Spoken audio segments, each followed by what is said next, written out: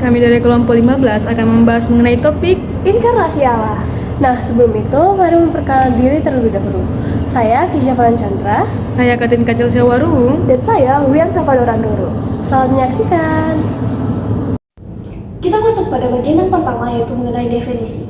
Kata inkarnasi merupakan istilah teologi yang berasal dari bahasa Latin, yaitu in dan karnasikam, yang berarti di dalam dan daging. Kata inkarnasi sendiri secara eksplisit tidak disebutkan di dalam Alkitab, tetapi ada beberapa komponen di dalam dan daging yang berada di dalam ayat Alkitab. Pada ayat Alkitab yang pertama, mari kita membaca 1 Yohanes 1 ayat 14. Demikian firman Tuhan, dan firman itu telah menjadi manusia dan diam di antara kita, dan kita telah melihat kemuliaannya, kemuliaan yang diberikan kepadanya sebagai anak tunggal Bapa, penuh kasih karunia dan kebenaran. Satu ayat lagi dari Roma 8 ayat 3. Begini firman Tuhan, sebab apa yang tidak dapat dilakukan hukum Taurat karena lemah oleh daging telah dilakukan oleh Allah, yaitu dengan mengutus anaknya sendiri dalam rupa manusia yang serupa dengan daging yang dikuasai dosa. Dan untuk dosa ia telah menghukum dosa di dalam tubuhnya. Dalam kedua ayat ini disebutkan mengenai karya keselamatan Kristus yang mengambil bagi dirinya natur manusia. Sehingga bisa disimpulkan bahwa inkarnasi merupakan tindakan Allah yang dalam karya keselamatannya mengambil bagi dirinya natur manusia. Tentunya segala apa yang telah direncanakan oleh Allah memiliki tujuannya masing-masing. Begitu juga dengan inkarnasi ini. Ada beberapa tujuan dari inkarnasi. Yang pertama adalah menyatakan siapa Allah kepada manusia. Di dalam Yohanes 14 ayat 9, secara implisit Allah menyatakan bahwa siapapun yang telah melihat Yesus, maka ia telah melihat Allah Bapa yang ada di surga. Dan diperjelas kembali dalam Ibrani 1 ayat 1-3 bahwa Allah bukan hanya sebagai pencipta yang tidak terlihat, tetapi melalui Kristus sebagai gambaran Allah menunjukkan bahwa ia adalah Allah yang dapat dikenal.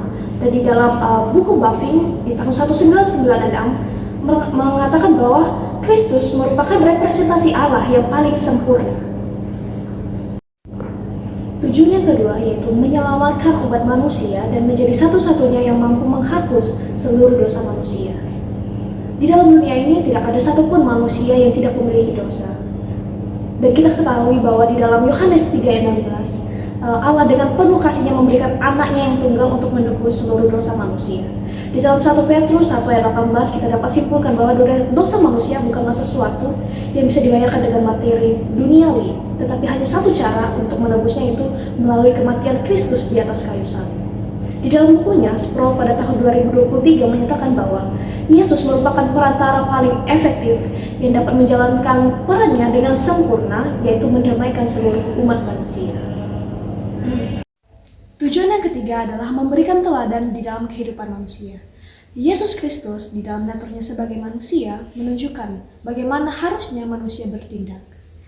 Bisa kita lihat di dalam Filipi 2 ayat 5-8, bagaimana Tuhan menunjukkan manusia sebagai hamba Allah yang harus merendahkan diri dan harus setia sampai akhir.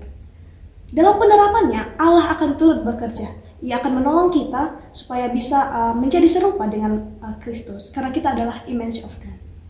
Di dalam bukunya, Grudem mengatakan bahwa Kristus adalah Allah yang setia dan menunjukkan seluruh perbuatannya melalui pengorbanan untuk menyelamatkan manusia yang berdosa.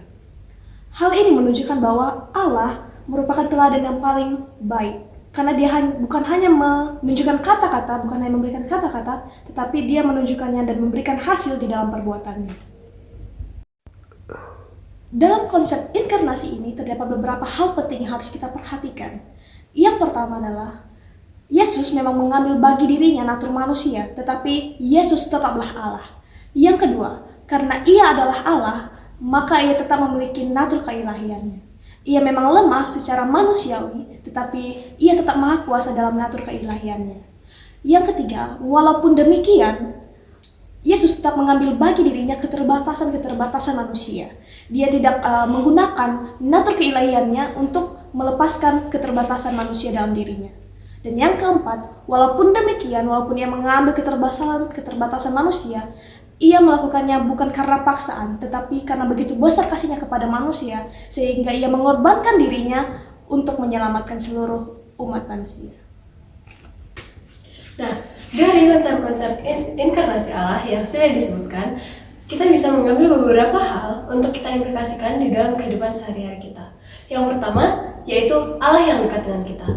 Dengan konsep ini, kita seharusnya menjadi sadar bahwa Allah itu tidak jauh, melainkan sangat dekat dengan kita dan bisa kita jangkau karena Dia sudah menghadirkan dirinya dalam bentuk wujud manusia. Hal ini seharusnya menyadarkan kita untuk bisa lebih membangun lagi relasi dengan Allah seperti yang dilakukan oleh Yesus Kristus.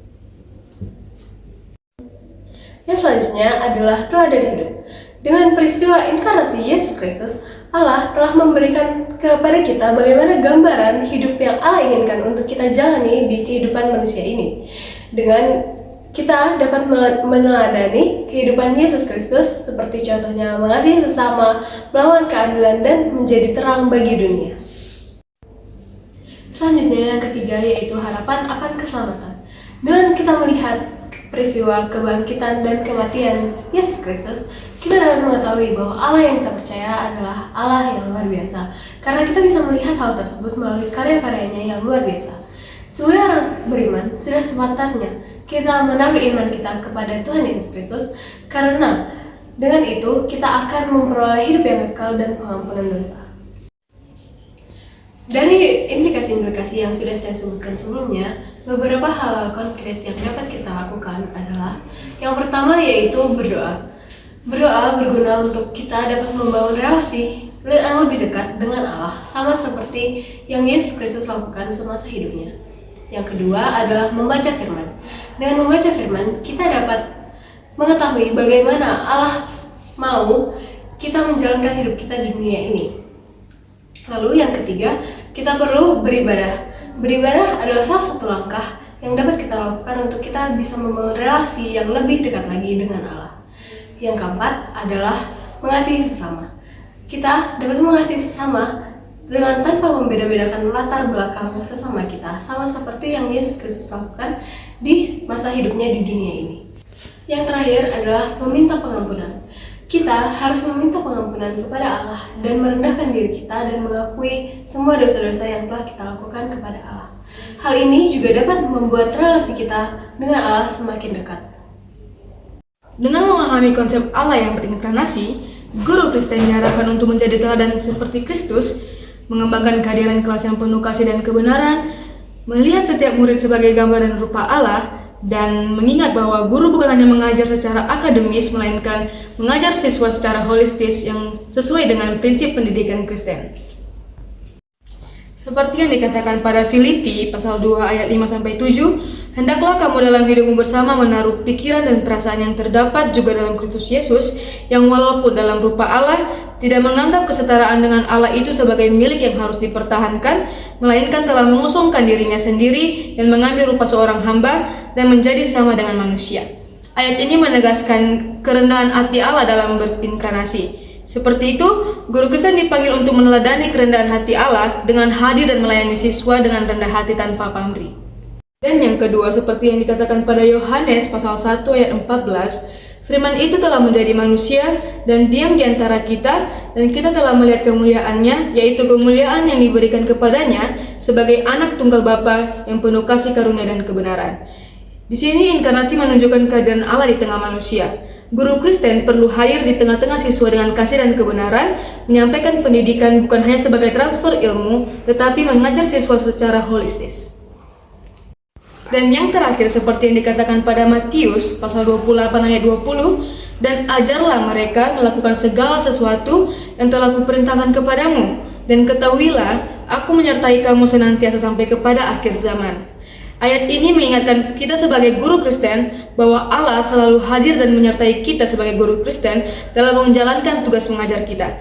Guru tidak bekerja sendirian, tetapi kita dan Allah berkolaborasi dan hadir memberi semangat untuk terus mengajar dengan tekad dan iman.